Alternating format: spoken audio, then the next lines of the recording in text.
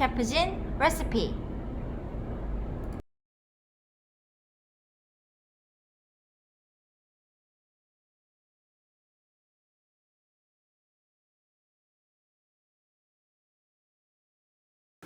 네, 이제 아까 그 생선을 손질해가지고 이제 광어를 냉장고에 넣어놓고 3시간 정도가 흘렀거든요.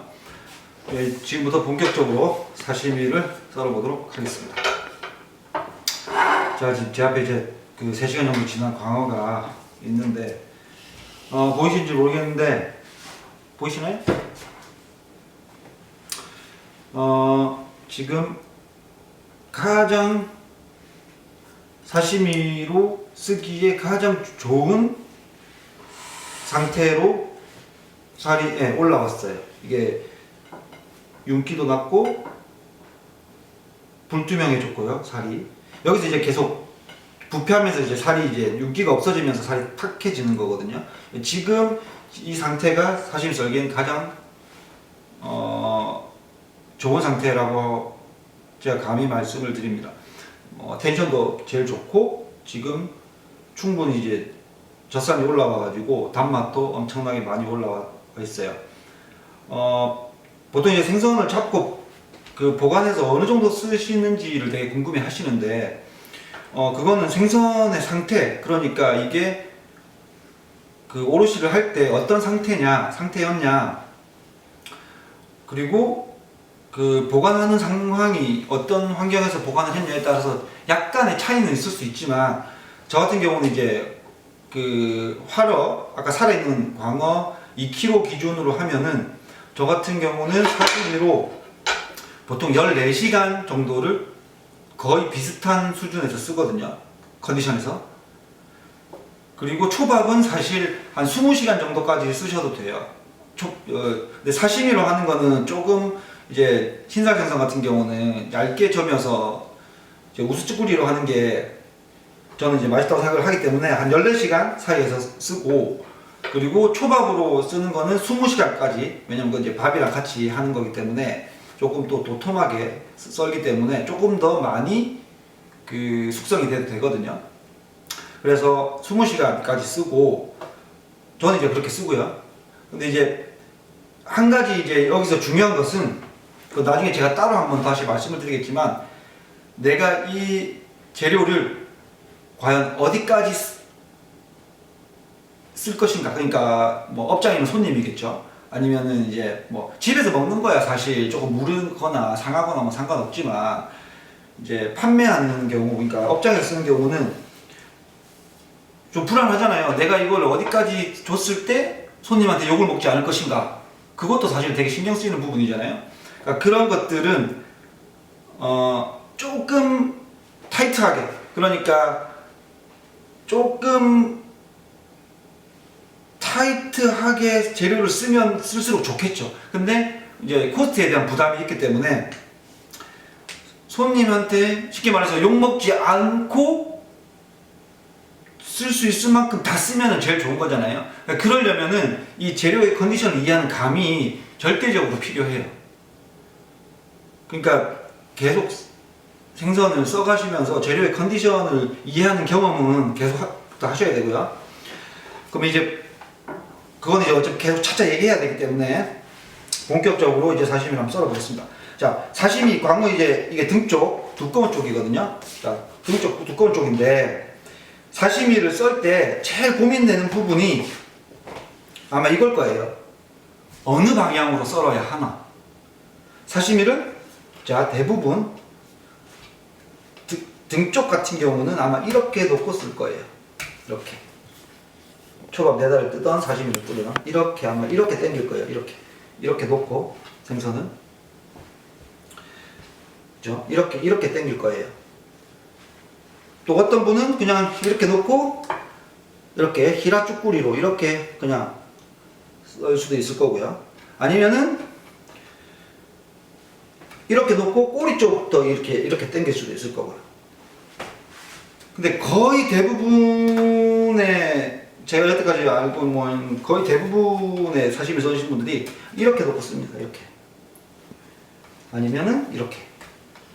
보통 GI 쪽을 잘라낸 부분을 위로 가게 놓고 보통 이렇게 당겨서 썰어요. 근데 이제 제가 왜 이렇게 써냐라고 그분들한테 물어보면 거의 많이 돌아오는 대답은 처음에 사시미를 썰 때 이렇게 배웠대요. 그러니까 이렇게 사시미를 써는 이유가 제가 처음에 사시미를 배울 때 이렇게 배워서. 그러니까 사실 왜 이 방향으로 써는지 모르고 다 이렇게 써니까 써는 경우도 사실은 많거든요. 그러니까 오늘 우리가 왜 이 방향으로 사람들이 사시미를 써는지, 아니면 혹시 다른 방향으로 썰 수는 없는지, 사시미를 어떤 방향으로 썰어야 되는지에 대해서 한번 저와 같이 함께 얘기를 한번 해보겠습니다. 그러면은 어느 방향으로 써는 게 맞냐? 그러니까 첫 번째, 두 번째는 이런 분도 있어요. 생선에 결이 없냐? 생선에 결대로 썰어야 되냐? 이런 분도 있어요. 제가 그냥 아주 쉽게 바로 보여드릴게요. 자, 광어를 자 이렇게 한 피스 썰었습니다. 그죠? 그 다음에 반대로 자 꼬리 쪽부터 한 피스 썰게요. 자 이렇게 한 피스 썰었어요.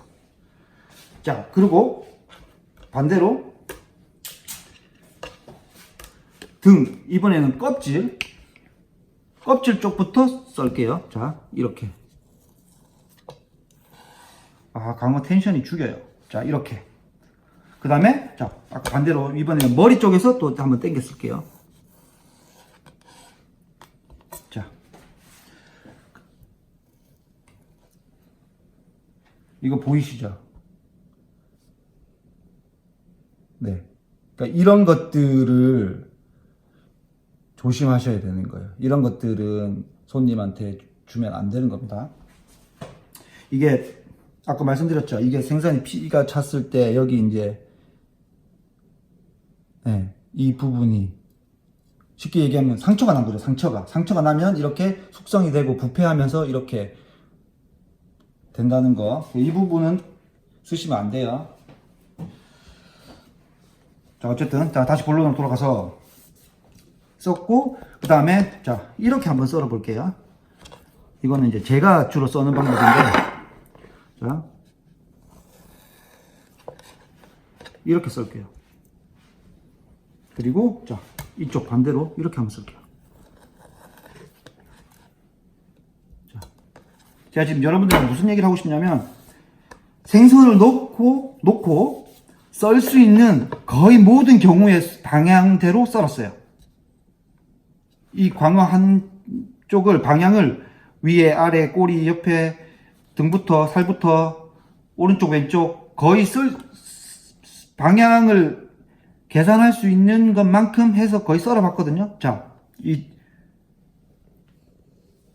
보이시나요? 결? 일반 사람들이 얘기하는 이게 이 힘줄이 이렇게 들어가 있는 부분, 이게 결이겠죠. 자, 결이 어떻게 되어 있나요? 어떤 방향으로 썰었든, 어떤 방향으로 생선을 썰었든 결의 차이가 있나요? 그리고 혹시 이거 보고 결이 보이시나요?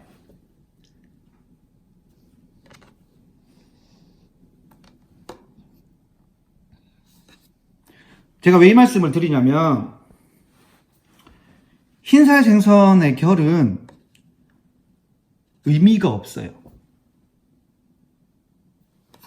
자, 여러분들이 바로 눈으로 확인하면서 여러 가지 방향으로 다 썰어도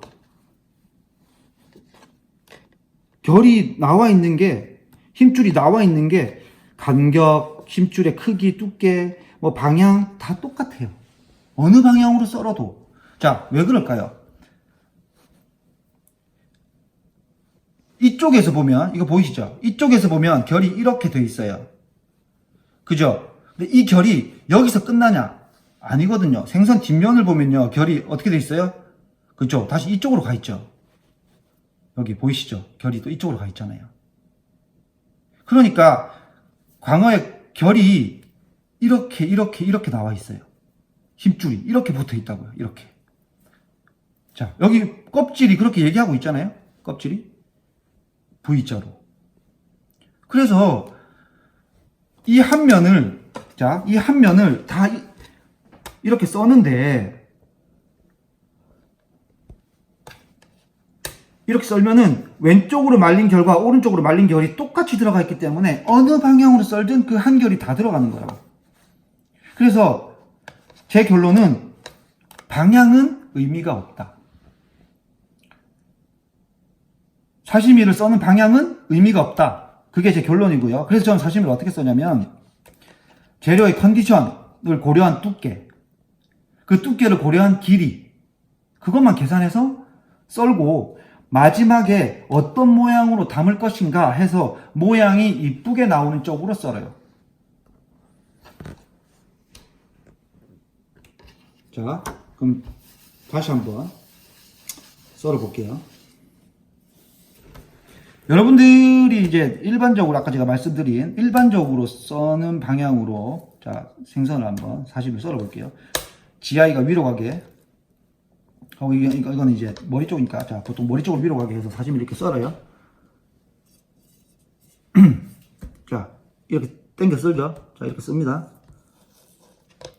이렇게 해서 썰죠.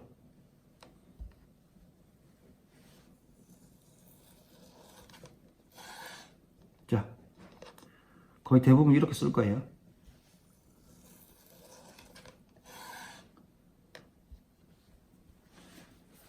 그리고 자, 이렇게 썰죠.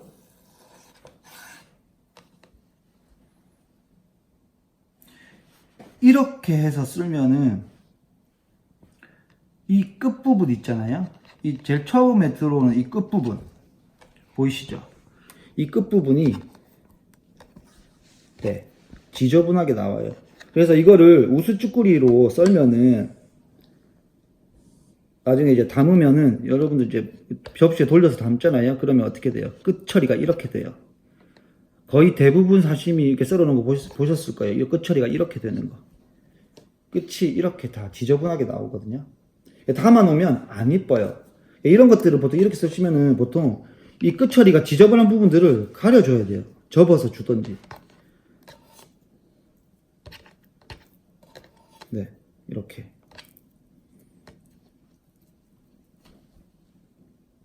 이게 훨씬 깔끔하고 이쁘잖아요. 자, 그리고 그 흰살 생선은 되도록이면, 이건 텐션이 엄청 이제 단단하기 때문에 시라쭈꾸리로 써는 거는 저는 권하지 않아요. 우수쭈꾸리, 그러니까 되도록이면 텐션이 좋을 때 얇게 써는 걸 권하고, 식기쭈꾸리로 땡겨 써는 걸 권하고요. 그게 이 생선의 성격과도 잘 맞다고 생각해요. 흰살 생선하고는. 그러니까 육질이 단단할수록. 저 같은 경우는 어떻게 썼냐면은 이렇게 놓고 썰어요. 아까 제가 보이죠? 이렇게, 보통 이렇게 썬다고 그랬잖아요. 저는 반대로 이렇게 놓고 썰어요. 생선을 도마랑 편편하게 놓고 왼쪽에서 오른쪽으로 당겨 썰어요. 자, 그렇게 썰면 어떻게 되냐 보세요.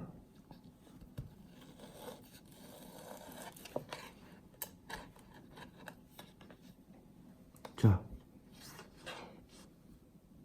아까 이거랑 차이를 한번 비교해 보실래요? 자,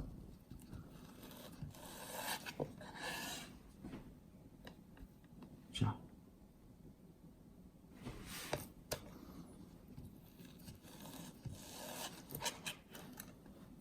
자, 이 차이랑 이 차이, 길이는 거의 비슷하지만 이 끝처리, 그죠? 이 끝처리가 달라요. 그래서 그냥 썰어서 담아도 접었을 때도 마찬가지고요. 자, 저 똑같이 접어 볼게요.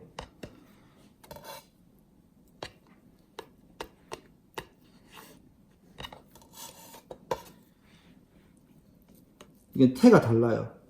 담아놓은 태가 다르고, 특히나 이제 저희 좀 이따 보여드릴 건데, 우수쭈꾸리로 이거를 접시에서 돌려 담을 때는 그냥 이렇게 돌려도 끝이 깔끔하게 이쁘게 떨어지기 때문에 그냥도 이쁘고요. 이거는 나중에 이제 접어서 이렇게 끝에를 살짝 접어서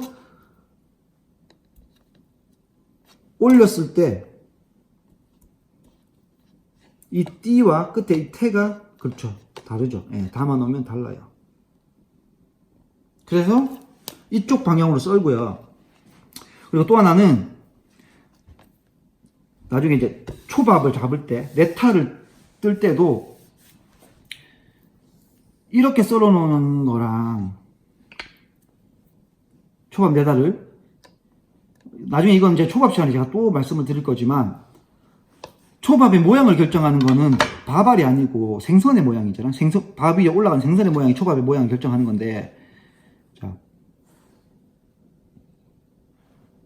이렇게 초밥이 떨어지는 거랑 초밥이 끝이 이렇게 떨어지는 거랑 끝과 끝, 그 다음에 띠, 확연한 차이가 있거든요. 그러니까 크게 생각하면은 아주 사소한 차이예요. 크게 생각하면은 아주 사소한 차이죠. 근데 이 사소한 차이가 전체적인 느낌과 어떤 그 모양, 이런 것들을 180도 달라 보이게 하기 때문에, 뭐 무갱 위에다가 이렇게 나래비로 깔아가지고 사시미 막 담고 이러면은 사실 뭐 아무렇게나 썰어도 상관없겠지만, 그런 거 없이 이렇게 민 접시에다가 담아가지고 어떤 재료의 이 모양을 세팅하거나 할 때는 이 작은 이 차이 하나하나가 완성도의 어떤 모양을 완성하는 결정적인 차이를 만들거든요.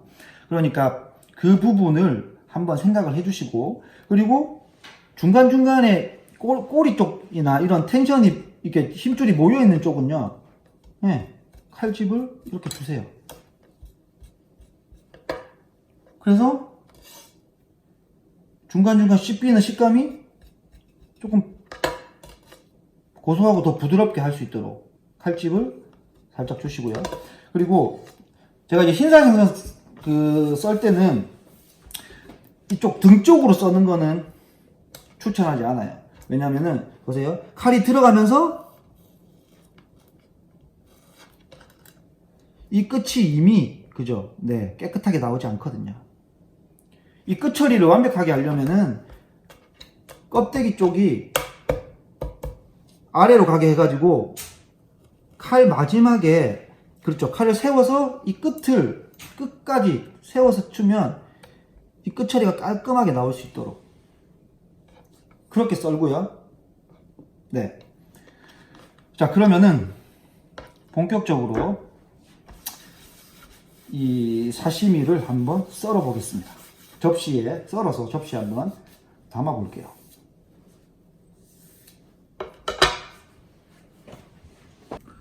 자, 사시미를 이제 본격적으로 썰어서 한번, 우수쭈꾸리 얇게 써서 얇게 써는 거 한번 광어 해볼게요. 자, 저번 제가 자 말씀드렸죠? 자 8.5cm입니다. 저는 오늘 우수쭈꾸리를 7cm 정도에 맞춰서 쓸게요. 이게, 자, 이렇게 하면 여기가 8.5cm죠. 그러면 요 정도 하면은 7cm 정도 되겠죠. 자, 꼬리 쪽이기 때문에 힘줄이 몰려 있잖아요. 자, 이런 건 칼집을 넣어줍니다. 그리고 자, 접시에 담을 때는요 12시에만 담습니다. 자, 시계를 라운드 원에다가 시계를 그리고요 12시에 담아요. 자, 위에를 접어서 12시 담았죠.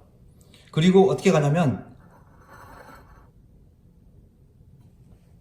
5분씩 1시간씩 당기는 겁니다. 12시에 담았죠. 자, 다시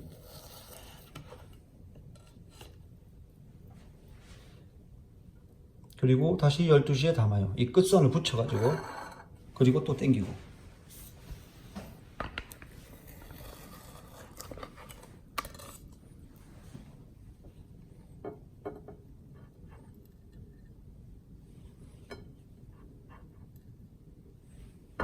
그리고 또 당기고.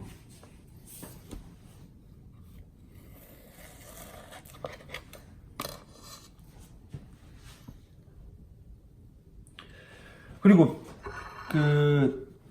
어쨌든 요리를 접시에 담을 때는 접시 위에서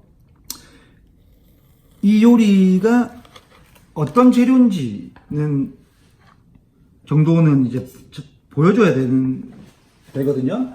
그래서 이 생선이 광어의 특색을 나타낼 수 있게 이 광어의 껍질 부분, 띠 부분이 선명하고 명확하게 나오게끔 그렇게 이제 띠를 살려서 썰고 띠를 살려서 담아주면 좋고요.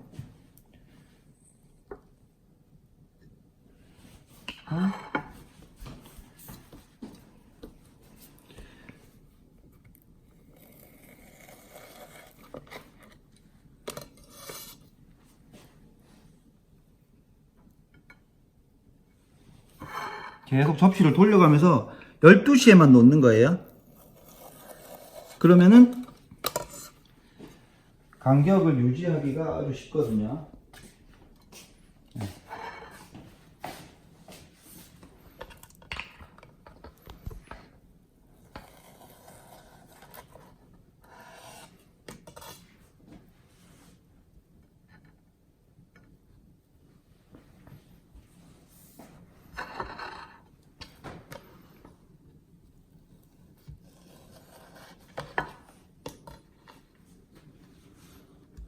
그 사이에 소세지로 연습을 많이 하셨으면은 이제 요 정도는 그냥 쉽게 하실 수 있을 거예요. 그리고 어쨌든 계속해서 연습을 꾸준히 하시고요. 또 광어로 계속 할 수가 없으니까 그 지난번에 알려드렸던 소세지로 계속 당겨 쓰는 연습, 밀어 쓰는 연습 하시고요. 그리고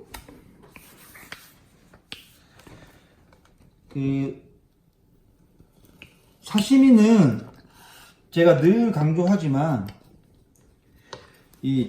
지금 이 재료가 어떤 컨디션인지를 이해하는 게 제일 중요해요. 지금처럼 텐션이 있을 때, 그럴 때는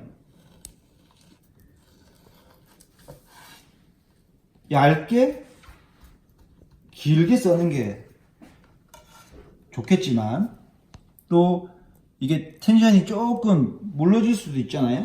그때는 또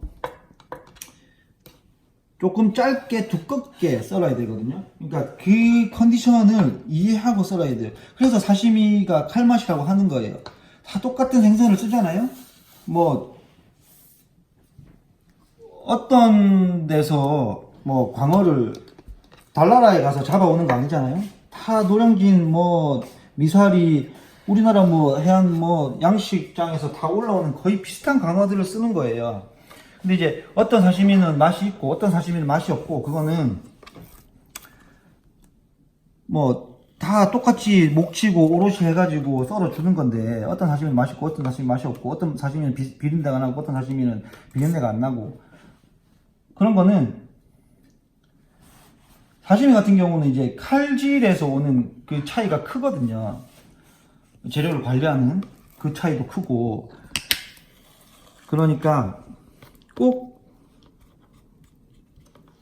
재료를 이해하는 어떤 그런 경험들을 많이 하시고요.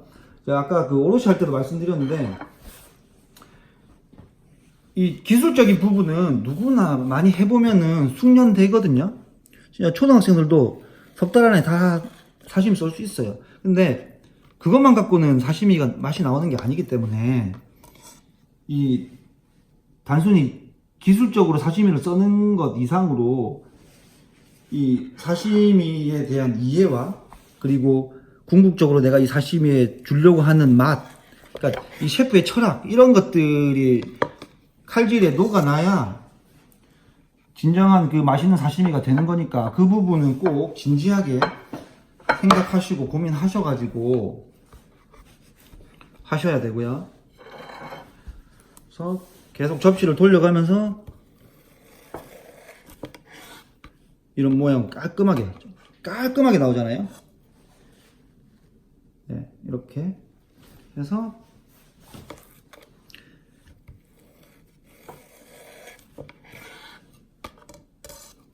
끝을 접어가지고 네, 이렇게 완성하시고요. 그러면은 자, 일정하게 나오죠. 자, 여기서 이제 우스쭈꾸리 타원형으로 썰었으니까 여기서 이제 썰어서 이제 꽃 만드는 거 한번 같이 위에 해가지고 같이 세팅을 한번 해볼게요. 자, 다시 얇게 점여서 세로로 5장 놓고요. 놓을 때 띠가 오른쪽으로, 이 띠가 오른쪽으로 가게 네, 바닥에다 놓고요.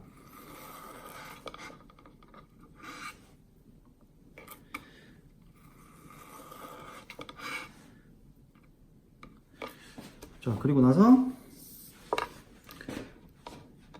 그대로 말아줍니다.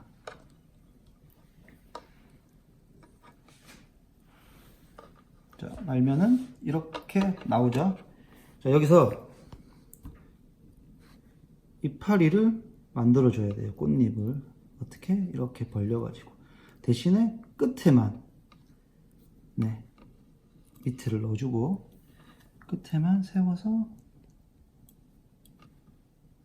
꽃잎이 나올 수 있게끔 해줍니다.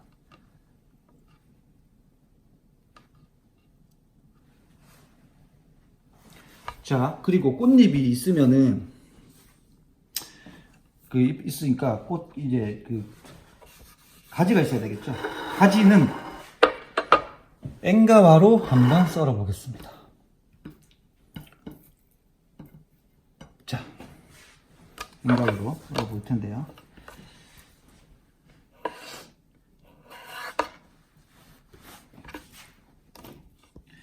꼬랑지 쪽을 자르고요. 자, 어떻게 써냐면 일단 엥가와는 조금 질기니까 칼집을 한번 전체적으로 줄게요. 네, 칼집을 이렇게 줘서 씹히기 좋게 해주고요. 자, 지금 이제 눈자가 필요합니다. 절반입니까? 네. 절반을 썹니다. 어떻게 절반일까요? 아니네요. 네, 거의 절반입니다. 그죠? 자, 절반 맞죠? 그리고 다시 절반을 썹니다.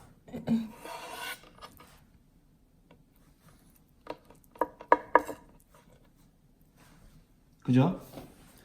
그리고 나서 또 절반을 썰어요. 쉽죠? 자, 다시 절반을 썰었어요. 여기서 중요한데, 썰었죠? 자, 이거를 그대로 세웁니다. 그리고 이것도 이렇게 세워요.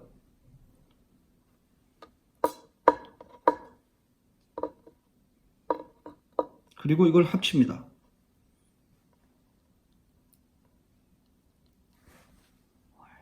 그러면 자, 이렇게 하면 꽃과 꽃잎이 됐죠.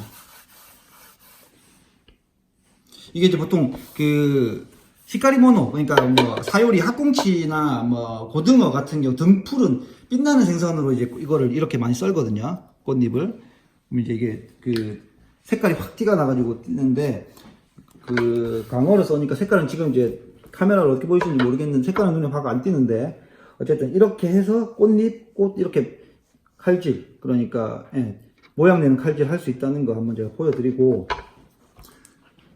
그리고 나서 이제 세팅을 할게요. 세팅을 하는데 라임을 조금 곁들여 주겠습니다. 우스쭈꾸리에는 간장에 와사비하고 라임, 뭐 본지에 드셔도 괜찮은데 라임이 맛있기 때문에 저는 라임을 오늘 같이 쯔마로 곁들일게요.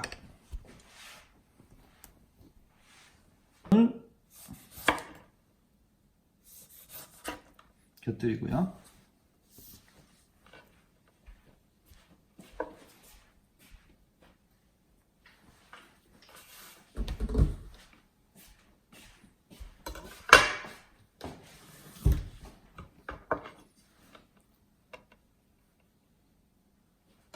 꽃잎은 이쪽에다 놓고요.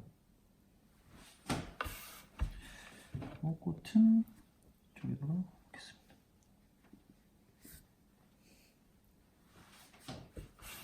예쁘다. 목소리 다 들어간다니까?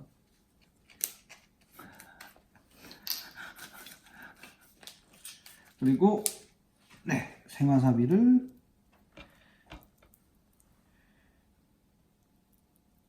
이렇게 곁들이겠습니다.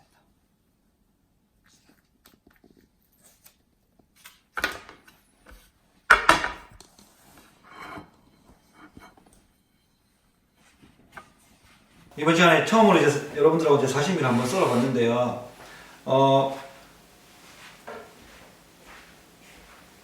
처음에 제가 말씀드렸던 재료의 컨디션을 이해하는 거, 그게 사시미의 전부예요. 근데 그 재료의 컨디션을 이해하고 표현할 정도의 칼질, 그러니까 칼을 다루는 기술, 그것만 돼 있다면 사시미는 사실 뭐 끝난 거거든요. 그러니까 어렵게 생각하지 마시고, 사시미가 제일 마지막이라고, 일본 요리를 하면서 제일 마지막이라고 하는 이유는 재료의 컨디션을 이해하는데 많은 시간과 경험이 필요하기 때문에 그런 얘기를 하는 거지, 칼질을 하는데 시간이 오래 걸려서 그런 얘기를 하는 건 아니거든요. 그러니까 그 셰프진 레시피를 함께 하시는 구독자 여러분은 누구든 더 짧은 시간에 더 질 높은 사시미를, 그리고 저보다도 더 훌륭한 사시미를 언제든 바로 썰 수 있어요. 어려워하지 마시고, 그리고 늦었다고 생각하지 마시고, 조금 센스가 없고 손재주가 없고 소질이 없어도 꾸준히 노력을 하면, 꾸준히 연습하고 공부하고 하면 6개월, 1년 안에 누구든 이 정도의 사시미 저는 다 썰 수 있다고 생각해요. 그러니까 구독자 여러분들 포기하지 마시고, 하루에 30분, 1시간 소세지든 뭐 시장에 가서 오는 길에 죽어있는 광어를 한 마리 사거든, 뭐 살아있는 광어 한 마리. 광어 제가 1kg 하는데 보통 2만원, 2만 5천원 하거든요. 요즘 시장 가도, 마트 같은 데도 보통 뭐 100g에 3,500원 이렇게 파니까 사셔가지고 직접 썰어서 드셔보시고, 두께, 길이가 어떤 느낌을 주는지 그런 걸 느껴보시고, 그리고 그 전에 뭐 생선을 많이 다뤄보고 사시미를 많이 썰어보셨던 분들도 이 재료의 컨디션을 이해하는 노력을 조금 더 기울이시면은 지금 하고 있는 사시미보다 훨씬 더 좋은 퀄리티의 사시미를 썰 수 있을 거니까 그 점을 한번 유의해서 사시미를 한번 썰어 보시고요. 여러분들이 조금씩 올라오는 속도에 맞춰서 제가 이제 영상을 준비하려고 하는데, 이제 저희는 어쨌든 저와 함께 하면서 칼을 다루고, 칼을 관리하고, 칼을 갈고, 그리고 재료를 손질하고 사시미를 써는 것까지 왔어요. 다 온 거예요. 이제는 이 기본적인 어떤 준비로 즐거운 요리를 할 일만 남았거든요. 그러니까 앞으로는 조금 더 역동적이고 재밌고, 그리고 훨씬 더 깊이 있는 그런 요리를 할 준비가 우리 모두 돼 있으니까, 다음 시간부터는 이제 기본적인 이 칼질 얘기, 그 다음에 재료 얘기, 뭐 이런 기본적인 얘기는 제가 이제 빼고, 여러분들이 기본적으로 이런 것들이 다 준비가 돼 있다고 전제하에 조금 더 스피디하고 재밌는 요리, 익사이팅한 요리 위주로 요리를 구성할 거니까 많이 기대해 주시고요. 그리고 이제 사시미를 했으니까 그 다음부터 이제 스시, 뭐 사시미도 도미, 뭐 문어, 뭐 어패류, 뭐 엄청나게 많잖아요. 재료도 엄청나게 많고, 또 스시로 넘어가면 초밥 재료도 엄청나게 많고, 이제 엄청나게 재밌는 이 요리들이 많이 기다리고 있으니까 앞으로도 많이 기대해 주시고요. 구독 꼭 많이 해주시기를 부탁드립니다. 그러면 다음 시간에 더 맛있는 걸 들고 다시 찾아오겠습니다. 고맙습니다. 문의사항 얘기 안 했다.